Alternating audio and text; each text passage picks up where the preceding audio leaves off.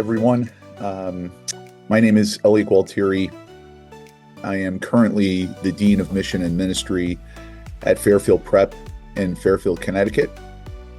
I just finished my 19th year at the school, so I'm heading into year 20.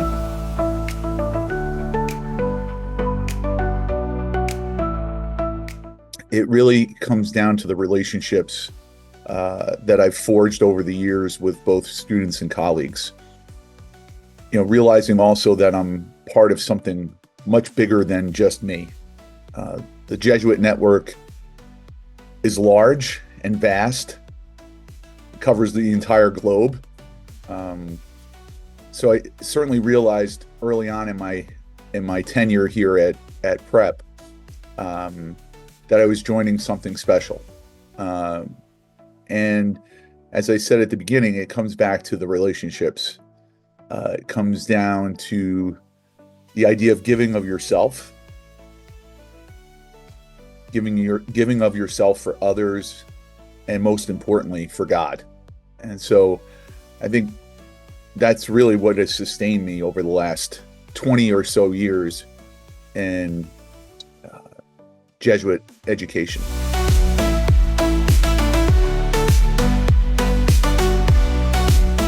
Well, I look back on my life, and I look back at the different stages. I look at high school. I went to Iona Prep in New Rochelle, and there was, certainly great faculty and staff.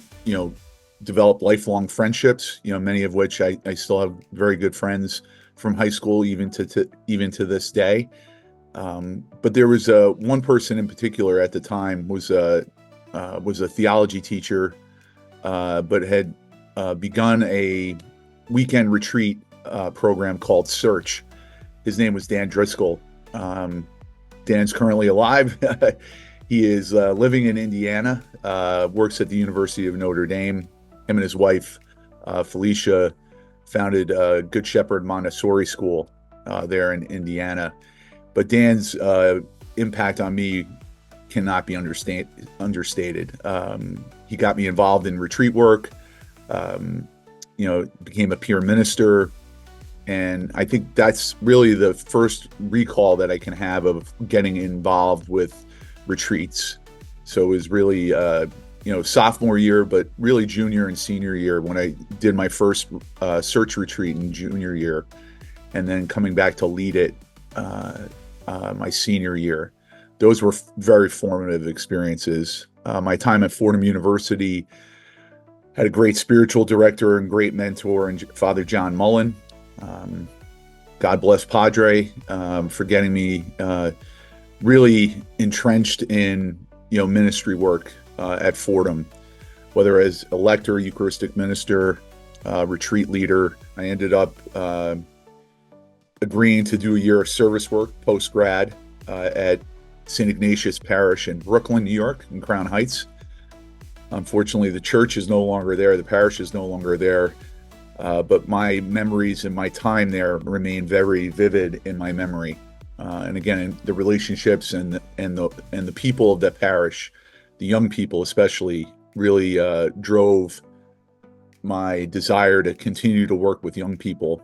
And a particular Jesuit who worked at the parish, who was doing his regency work, Father Rocco Danzi now, was really instrumental in really showing me the way on how to really engage enthusiastically with young people and meeting them where they are at. And so I think that was really a formative 2+ years that I spent at St. Ignatius as their youth minister. Ended up at Preston High School in the Bronx, and the religion department chair at the time, Maria Luce Ronconi.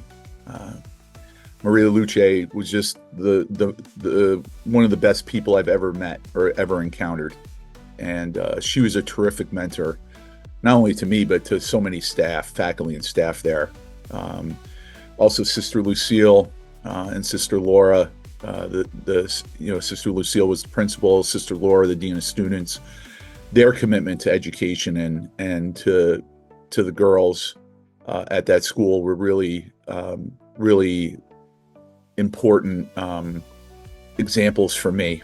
Female examples too. And then I got working on another degree at Fordham through the School of Education, and another Jesuit who crossed my path was another person who provided a great example for me, and that was Father Vin Dominuco, God rest his soul.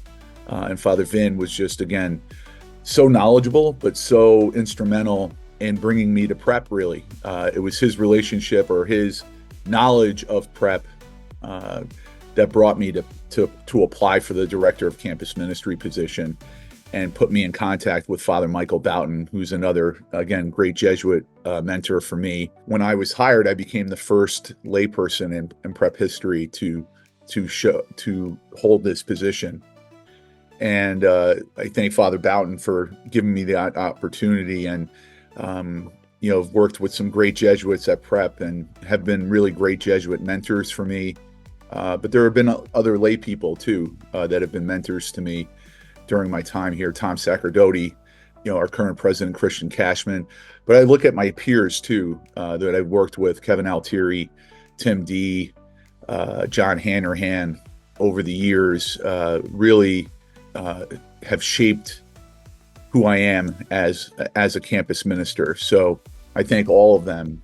Father Larry Ryan, who was the chaplain for the first 9 years that I was here at Prep, and he's now retired up at Campion.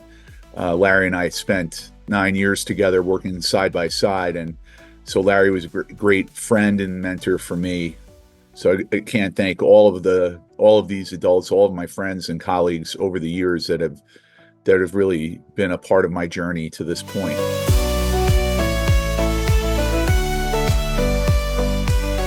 Certainly, I start back at that time of youth when I was a youth minister. That was a very formative experience. It changed the direction of my life. I was going from law, I had all these intentions of going to law school post-grad, but when I accepted that service role, that year of service role, which ended up becoming 2+ years, ended up staying on an extra year and another summer. That really changed the course of my life. If I had not gone to Brooklyn after college, I don't think I'd be here. But I can also look at those other experiences, those other early retreat experiences, as being very formative as well. I think there were two other really big formative experiences for me.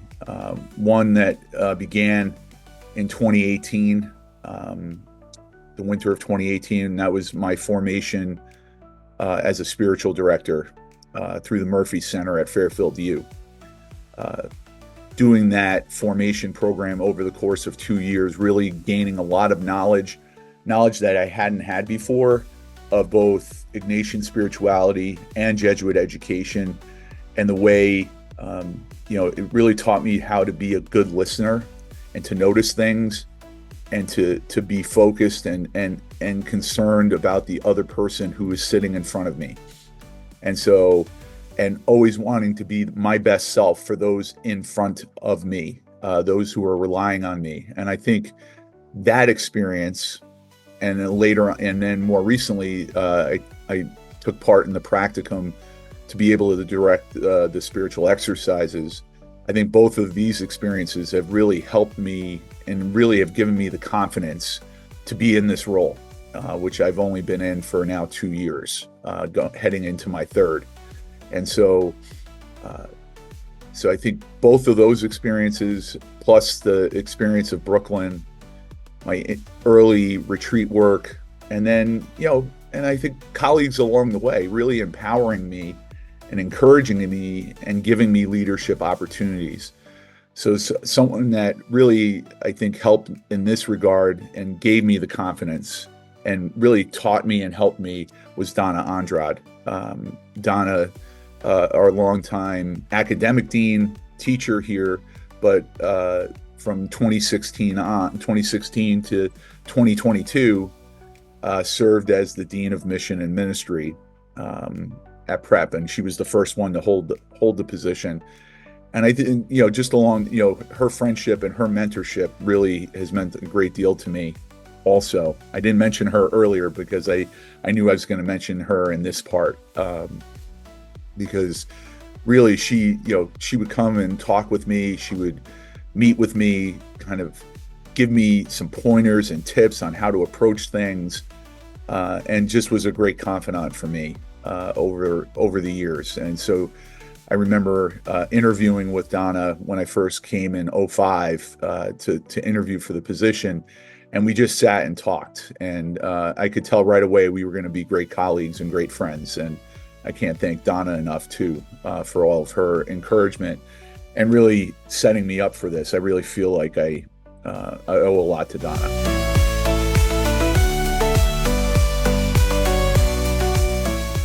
To be honest with you, it's the idea of inner freedom and the promotion of inner freedom and this idea of indifference. Really, I think that kind of goes back to the first principle and foundation prayer, which, where it clearly states the goal of our life is to live in good relationship with God forever. And so, our lives and what we have in our lives should bring us closer to that end. So everything that's presented to us, and we should have the freedom not to put emphasis on one thing or the other. And that's this idea of indifference. It's not that I don't care about what happens. It's that I shouldn't be so focused on whether I have a lot of money or don't have a lot of money, or if I'm healthy or not healthy, but rather I have the freedom and the indifference to be able to say, you know what is going to bring me closer to God? What is going to keep that relationship strong? Because that's the end that we were created for. We want to spend our eternity with God. And so this idea of inner freedom and indifference is really, I think, is obviously a hallmark of Ignatian spirituality, but for me is really one thing that I really kind of come back to over and over again. And I think also the idea of Ignatian discernment.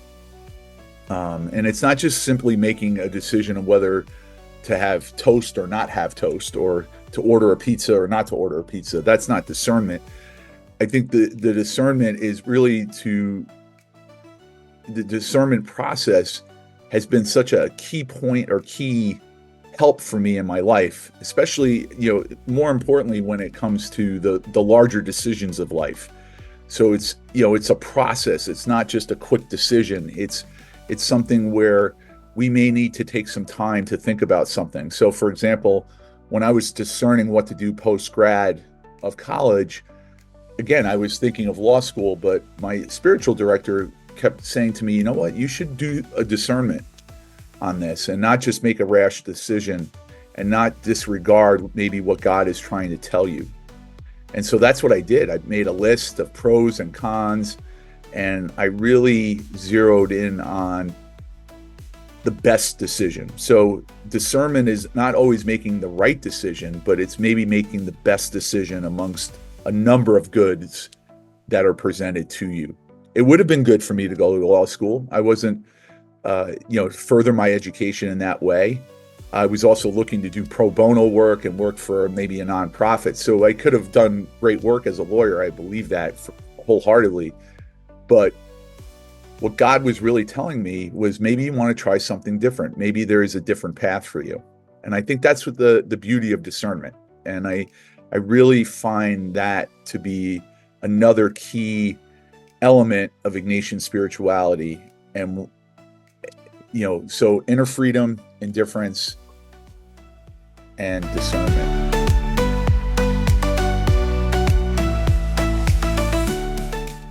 I think quite simply, it's the examen.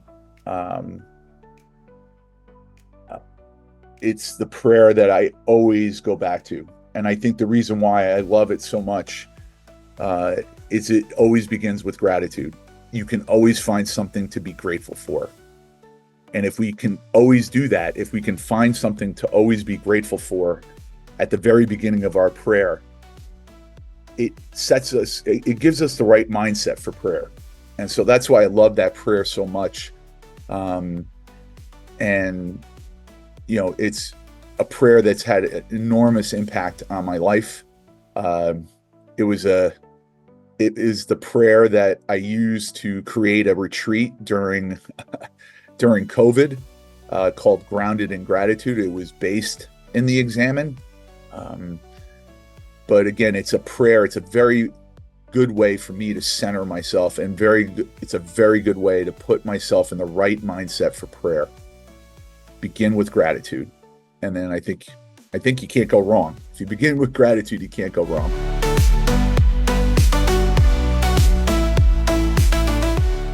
There's numerous resources out there.